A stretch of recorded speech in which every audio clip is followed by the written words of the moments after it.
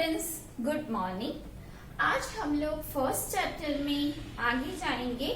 कल हम लोगों ने ऑटोट्रॉफिक न्यूट्रिशन क्या है, कौन से प्लांट ये न्यूट्रिशन कौन से प्लांट में देखा जाता है वो देखा है। दूसरा जो न्यूट्रिशन टाइप है वो है हिटरोट्रॉफिक न्यूट्रिशन। इसमें क्या होता है कि यहाँ पे न्यूट्रिशन के लिए फूड खुद प्रिपेयर नहीं करते हैं, इसके लिए वो किसी और प्लांट पे डिपेंड होते हैं।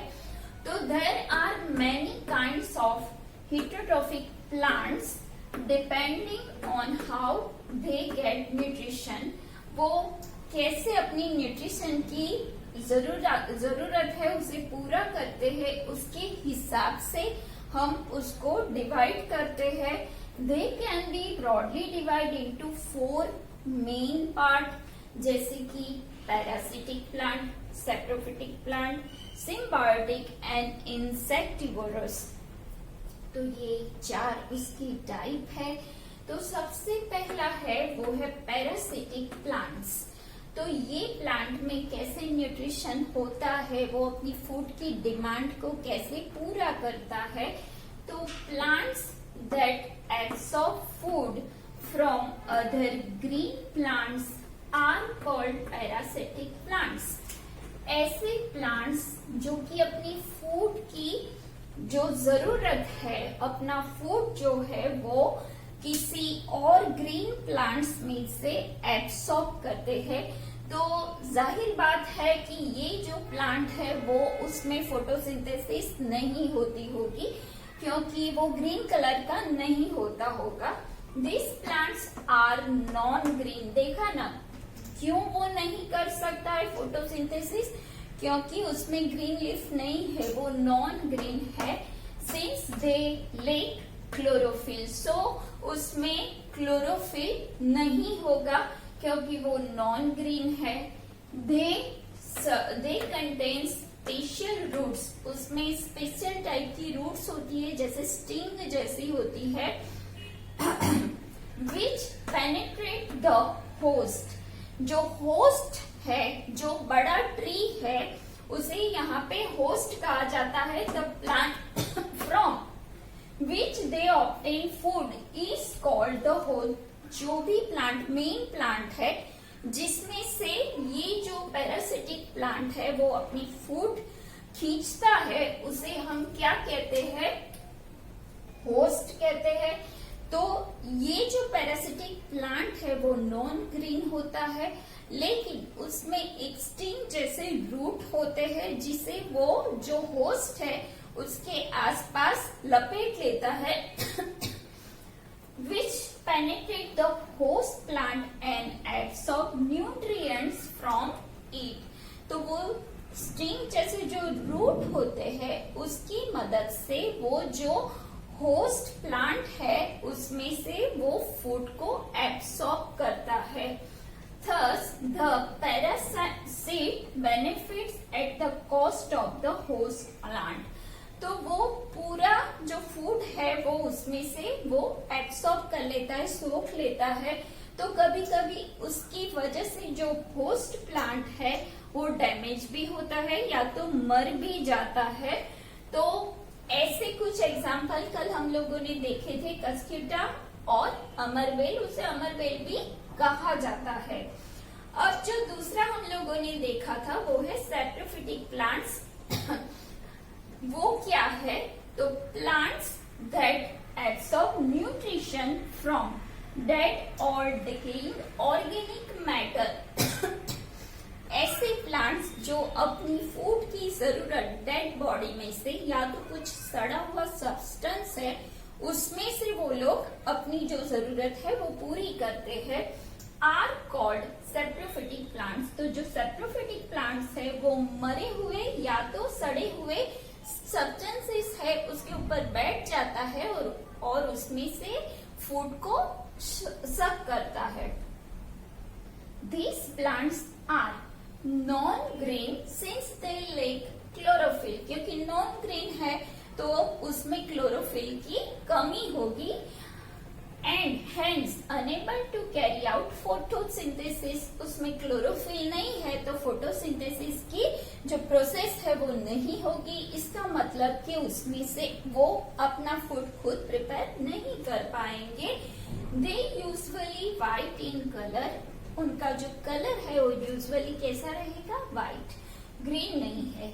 मे और मे नॉट हैव लीव्स। उसमें या तो लीव्स होंगे या तो नहीं भी होंगे। Some of these may have colorful flowers. किसी किसी में कलरफुल फ्लावर भी होते हैं। Usually grow in places that are rich in dead leaves. सूखे पत्ते जहाँ पर बहुत सारे होंगे वहां पर ये जो प्लांट्स है वो उगाता है। Often find in deep shade in tropical forest. जो ट्रॉपिकल फॉरेस्ट है उसकी जो डीप शेड, बहुत शैडो वाली प्लेस है, वहां पर भी ये प्लांट्स हमें देखने को मिलते हैं। These plants convert the dead and decaying matter into sugar. वो उसको शुगर में कन्वर्ट करते, एक जो रस है उसमें वो लोग कन्वर्ट करते हैं। मीठा रस जिसे शुगर में मतलब वो लोग कन्वर्ट करते, विच दे यूज एज फूड, जिसका वो लोग फूड के लिए यूज करते हैं। और उसमें जो एग्जाम्पल है वो किस किस का है? Mushroom and other type of fungi. वो है इंसेक्टिवोरस प्लांट। इसके नाम से ही हमें पता चलेगा कि ये जो प्लांट है वो इंसेक्ट में से अपनी फूड डिमांड को सेटिस्फाई करता है। तो plants that get most of the nutrients by trapping and digesting animals, mainly insect. तो वो अपनी न्यूट्रिएंट्स की जो जरूरत है उसे कैसे पूरा करते हैं? जो एनिमल्स होते हैं उसको ट्रैप करते हैं, सक करते हैं। जैसे कि छोटे छोटे इंसेक्ट उसको सक करके वो अपनी फूड की डिमांड को पूरा करते हैं। They are capable to satisfy their nutrients demand. वैसे तो वो लोग अपनी न्यूट्रिशन की डिमांड को पूरा कर सकते हैं, वहां फोटोसिंथेसिस हो सकती है, लेकिन such plants are grow in soils deficient in certain nutrition, specially nitrogen. वो ऐसी सॉइल में ग्रो करते हैं जहां पर नाइट्रोजन की कमी होती है। अब वो लोग फोटोसिंथेसिस कर सकते हैं, लेकिन नाइट्रोजन की जो उनकी जरूरत है वो पूरा नहीं कर सकते हैं। वो टाइम पे वो लोग क्या करते हैं?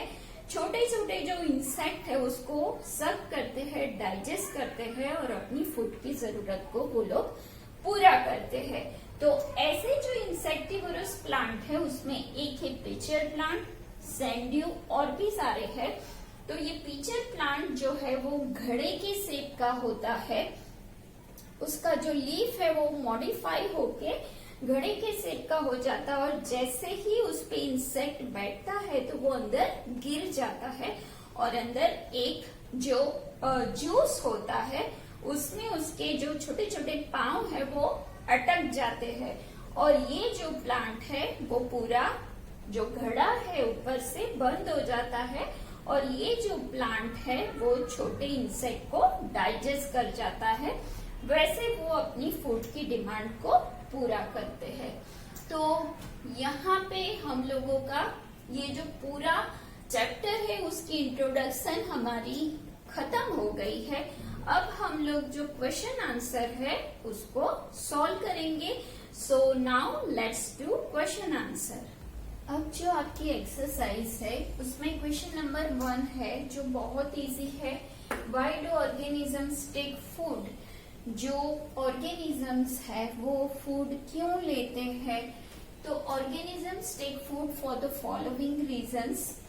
टू बिल्ड देयर बॉडीज, अपनी बॉडी के स्ट्रक्चर, अच्छा स्ट्रक्चर बनाने के लिए। Second, for growth and development, अच्छा ग्रोथ हो, बॉडी की अच्छी डेवलपमेंट है। इसका मतलब ऐसा नहीं कि बहुत मोटा होना कि बहुत पतला होना, ऐसा नहीं। कंप्लीट ग्रोथ और डेवलपमेंट के लिए फूड हम लोग लेते हैं। To repair damage cell of body, जो हमारा पूरा बॉडी है वो सेल का बना हुआ है।